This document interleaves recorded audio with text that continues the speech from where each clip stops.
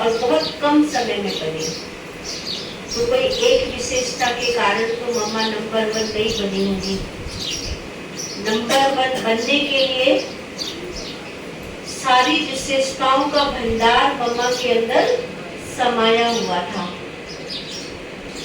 लेकिन उन विशेषताओं को समाने के लिए मम्मा ने एक संकल्प था,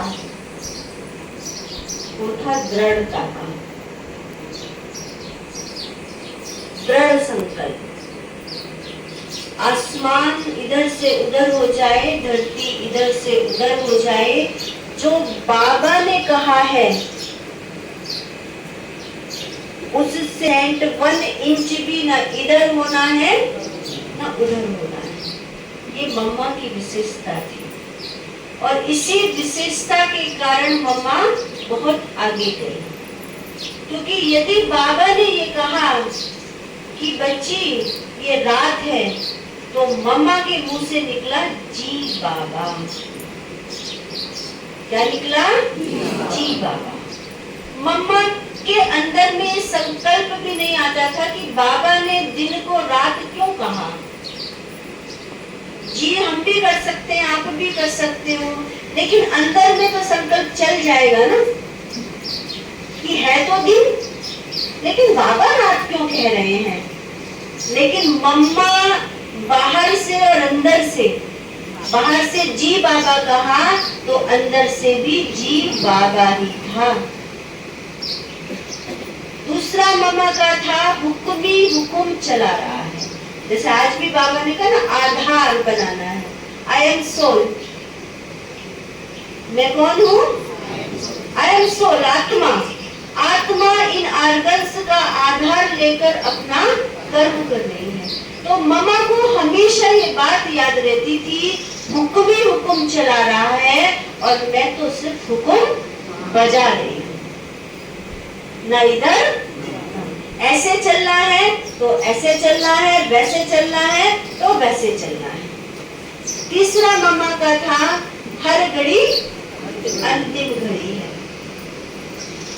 उनके पुरुषार्थ को तीव्र करती थी कि बाबा ने कहा ना अंतमति जो गति। आज भी बाबा ने कहा चाहे मेरा जितना भी अच्छा पुरुषार्थ कुछ हो, लेकिन यदि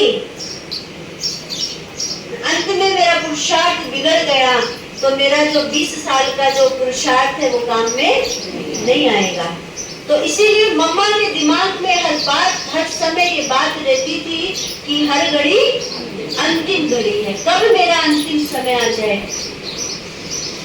और मम्मा 1965 में जब मम्मा ने शरीर छोड़ा 24 जून को, तो उस दिन भी मम्मा ने बच्चों को अपने हाथों से अंगूर बांटे थे।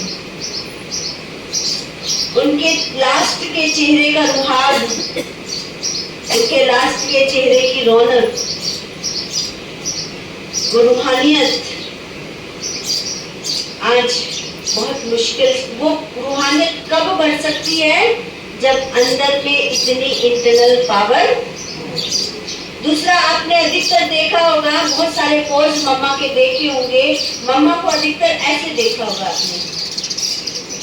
देखा ना, बहुत सारे पोज देखे ना मम्मा के, ऐसे देखे ना। तो मम्मा का स्टाइल नहीं था बैठने का। क्या था? मम्मा का ऐसे नहीं था कि मम्मा का स्टाइल ऐसे करके बैठने का।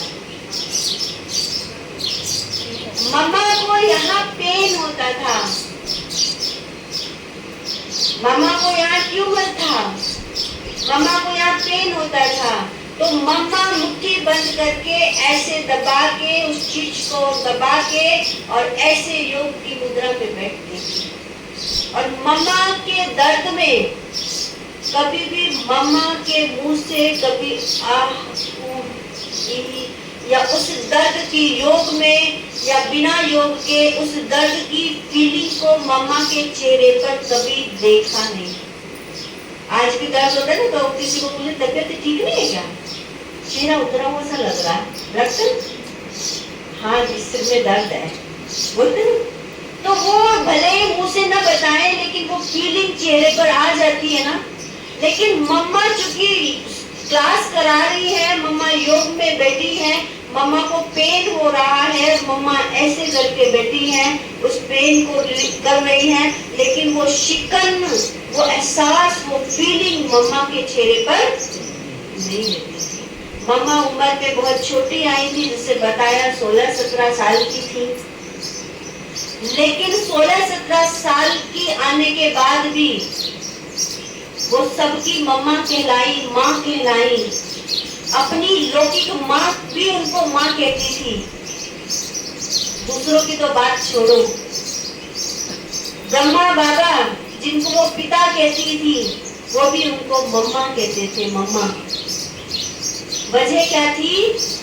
क्योंकि मम्मा के अंदर कहते हैं ना, वो 84 जन्मों का जो पार्ट भरा हुआ था ना, वो लक्ष्मी वाला पार्ट, सरस्वती वाला पार्ट, तो मम्मा के अंदर वो सब चीज इमर्ज हो आई थी।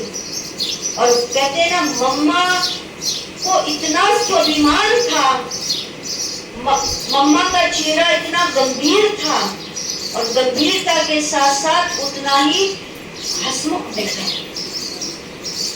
मम्मा के चेहरे को देखकर जैसे ऐसे कहते हैं ना, किसी की बड़ी अच्छी डेवलप्ड पर्सनैलिटी होती है, एक अलग ही पर्सनैलिटी होती है, वो मम्मा की पर्सनैलिटी थी। लेकिन मम्मा के सामने आने पर हर कोई ऐसे हो जाता था जैसे पानी पानी। हंगामे हुए, हापुड़ में हंगामा हुआ, मम्मा हापुड़ सेंटर पर थी, नीचे लोग जला रहे थे, सामान फेंक रहे थे सेंटर का उठा उठा के। बहनों ने कहा, मम्मा आप तीसरी मंजिल पर जाओ, मतलब ये तो आपको मार देंगे। तो मम्मा ने कहा, नहीं, मुझे बच्चों से मिलना है। मार ही तो देंगे ना, कोई बात नहीं। तो जैसे वो आतंकवादी, जैसे वो जिन्होंने बवाल मचाया था, जैसे मम्मा के सामने गए और मम्मा की दृष्टि उन पर पड़ी, और मम्मा ने कहा, आओ बच्ची। उम्र छोटी थी और वो आतंकवादी बड़ी बड़ी उम्र के थे, वो उनसे बड़ी उम्र के थे, वो उनसे छोटी उम्र की थी। लेकिन जब मम्मा ने ऐसे दृष्टि देकर कहा, आओ बच्ची, तो वो चरणों में पड़ गई, उन्हें सांस हुआ। तो वो चीज, वो पावर, वो शक्ति केवल उसी वजह से आई। उन्होंने 100%, आज भी बाबा ने कहा ना, बच्चे अपने पिता को फॉलो करते हैं, फुट स्टेप, कदम पर कदम रखते हैं। तो मम्मा ने वो कदम पर कदम रखी और फिर मम्मा नंबर 1 चली गई। मम्मा के पास कुछ नहीं था, क्योंकि मम्मा की माँ जब वो विडो हो गई थी तो बहुत रोई थी, और तब उन्हें बॉम्बे छोड़कर हैदराबाद से आना पड़ा था। और वो सत्संग के लिए मम्मा की माँ गई थी दुख में। तो जब उनको सुकून मिला तब वो अपनी बेटी को लेकर गई, और बेटी तो ऐसी गई कि वो तो सबकी माँ बन गई। तो ऐसी नंबर 1 मम्मा, ऐसी हमारी मीठी माँ, प्यारी माँ, जिन्हें भले हमें इन आंखों से नहीं देखा, लेकिन कहते ना, ज्ञान के नेत्र से, बुद्धि के नेत्र से आज जब हम उन्हें माँ कह रहे हैं, तो इसका मतलब जरूर हमने उनको महसूस किया है। बिना महसूस करे तो हम उन्हें माँ नहीं कह सकते ना। तो महसूस किया है, तो उनकी पालना को, उनके प्यार को, उनकी रिमझिम को कल बाबा ने कितनी अच्छी रुझान एडवांस पार्टी की दिखाई अव्यक्त वाणी के द्वारा। उनकी ख्वाहिशें अपने बच्चों से क्या है, वो क्या चाहते हैं, तो उन ख्वाहिशों को पूरा करना, उन पर चलना, वो संपूर्णता को प्राप्त करना और मम्मा के ख्वाबों को पूरा करना हम बच्चों का कर्तव्य है।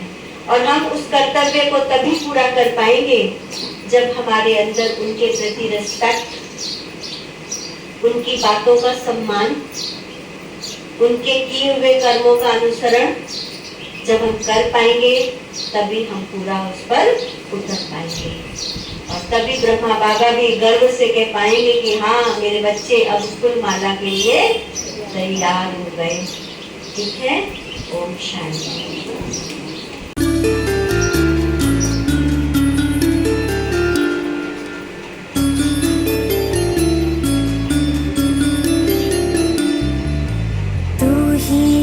शक्ति स्वरूपा तू ही तो है नव दुर्गा, अष्ट शक्ति स्वरूपा तू है देवी स्वरूपा, शक्ति स्वरूपा तू है शक्ति, तुझ में बसी